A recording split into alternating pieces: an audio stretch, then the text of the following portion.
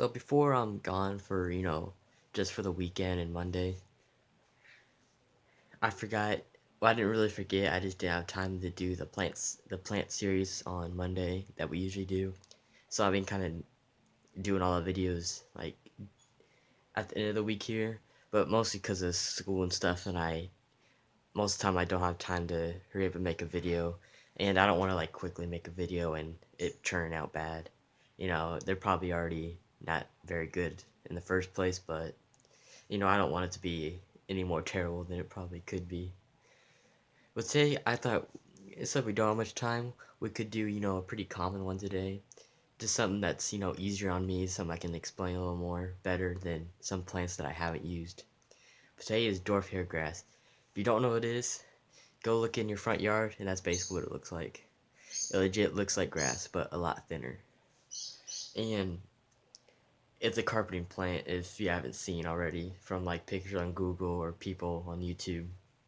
And it's probably, in my opinion, I think it's the best, not only like the best carpeting plant, but probably the best looking if you keep it right. Now the dwarf hairgrass, there's actually two types. There's regular hairgrass and dwarf hairgrass. Hairgrass gets a lot bigger. I mean, if you legit want a lawn in your tank, get the regular hairgrass. Which it could be used for, like, if you planted it back here and had, like, some tall going up, but it depends what you like, though. I would personally wouldn't do that, but it's what you guys like. With dwarf hairgrass, that is probably an all-time favorite for me. You know, it's a foreground plant. You just, with the right stuff, it can create probably the best looking, carpet out there. But it's probably, to me, it's probably, my top carpets are probably, dwarf baby tears, hairgrass, and maybe, um, what is that called? The abbreviation is gloss, but it's a pretty common one too.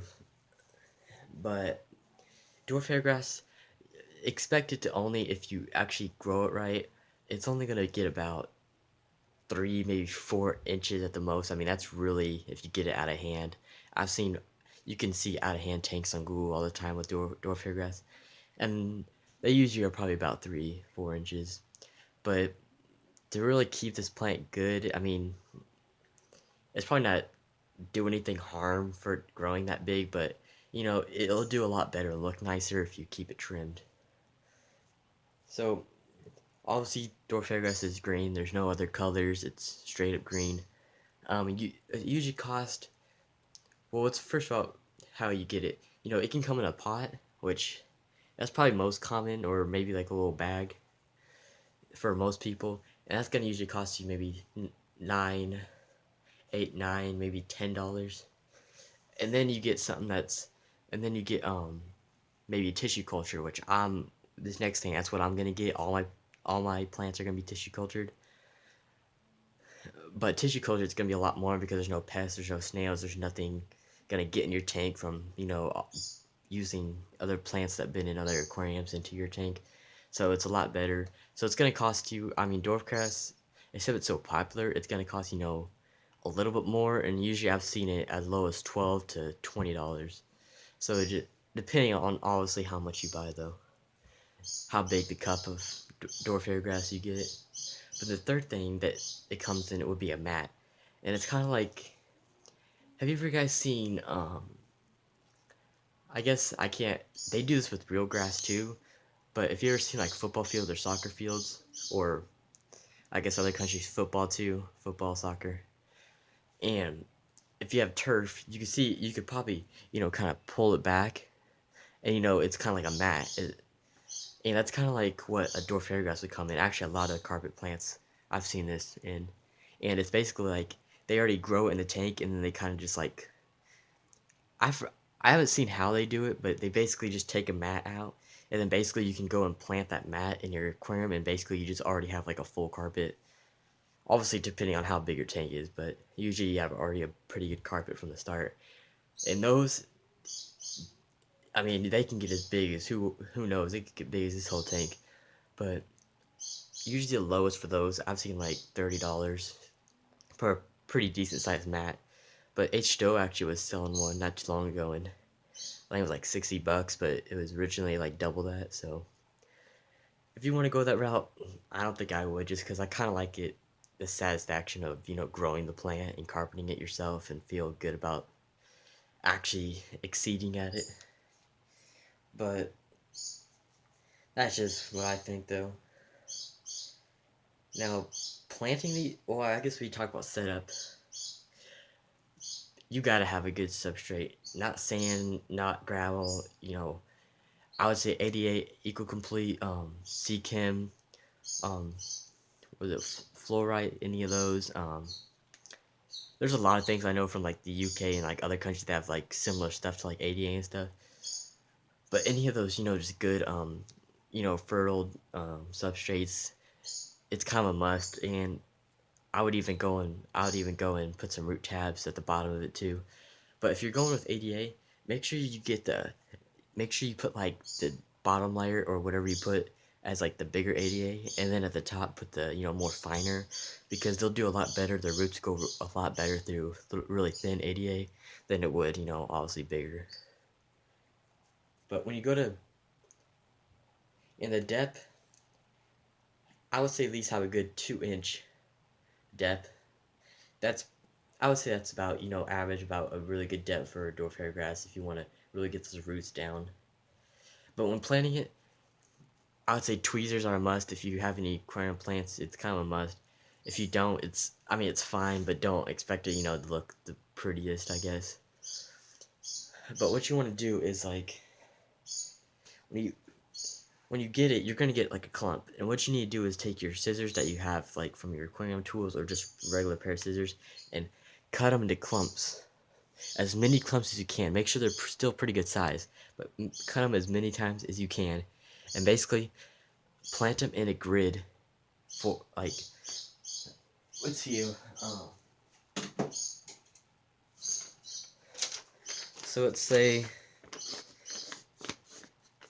let's just say this little square right here is the bottom of your tank, and these little circles are going to be the little placements of your dwarf hairgrass. So obviously the full tank is going to be like this, but say let's see if we can focus on that.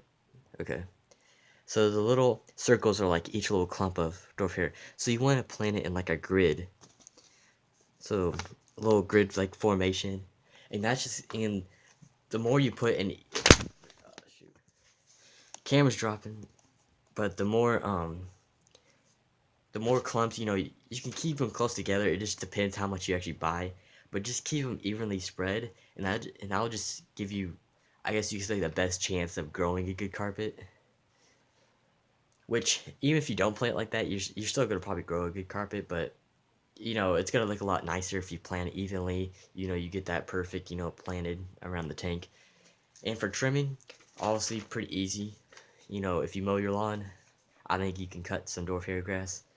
You just, trim the top of it. I'd keep it good, depending on the look you're going for, I'd keep it a good inch high and just constantly keep it evenly trimmed. And if you have CO2, which is probably better for dwarf hairgrass, it grows a lot better, it grows a lot faster. If you want a faster carpet, you definitely want a CO2. But without CO2, it could take about 2 or 3 months to really get a full carpet of dwarf hairgrass. But I don't know, did we miss anything? I guess that's really, can't really think of anything we missed or anything. But if you guys want to recommend a plant for next week and get a shout out, because you will get a shout out in these videos if somebody does recommend a plant. And we're starting to do that on the fish one now. Now we're getting like kind of shout outs every week. So if you want to be part of that, recommend a fish, which we already got one for next week, but if you want to recommend one for the week after that, go right ahead. I'll put you on the list. And same thing for the plant. If you recommend a plant right now, you'll be on next week's, because nobody else really does that. But before we even go, I didn't really, if some people are on this, what I was talking about. See these little clumps? Well, this is kind of tissue cultured. And then see this? You would cut these, like, cut, And then this same thing, you just kind of cut, and then maybe cut it, you know, sideways too. But that's basically how that goes. I don't know if there's a picture on here. Guess I'll show you a picture real quick before we even end the video. Dwarf hairgrass. Yeah, a lot of the more fancier tanks, people that really keep up on it, it looks really nice. I ain't gonna lie.